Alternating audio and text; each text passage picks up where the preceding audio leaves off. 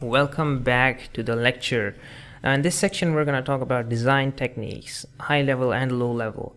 And you can learn the distinction on your own. High level is where you have a higher overview of the section of the software, and in the low level you're going much deeper. So let's talk about design techniques. Now, first step towards making your software is design. Before that you were gathering your requirements, and now you're saying, okay, let's make this software, and you're gonna talk about designing it. You're gonna have a high level view, then you're gonna move closer and you're gonna have a more clearer view of how the software is gonna be like.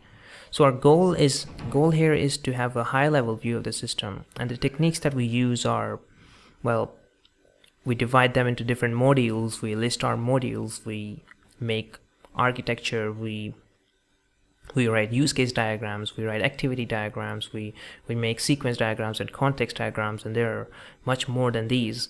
So here are some examples. Well, first I want to discuss this use case. In the use case diagram you have actors. Like here I have an employee management system, and in this employee management system you have an admin and an employee. These are two actors which are going to use the software, and the use case is written in between that system.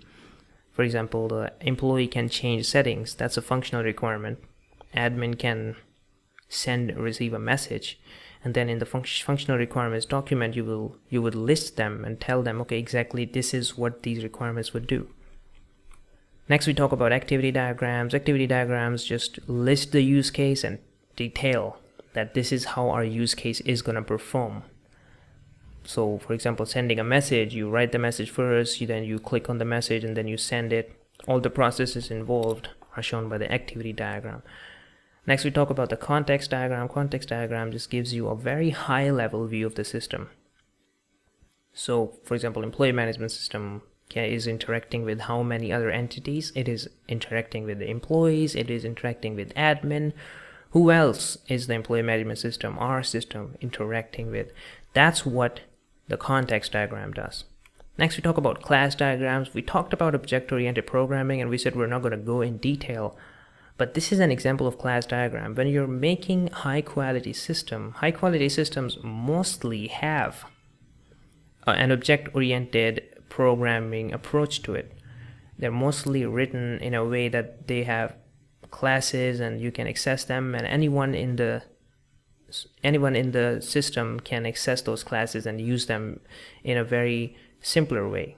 That's what object-oriented software engineering lets us do, that divide things into modules and help us achieve our goals way better and in a simpler way, understandable way. So for example, you can see this class diagram, and we talked about inheritance.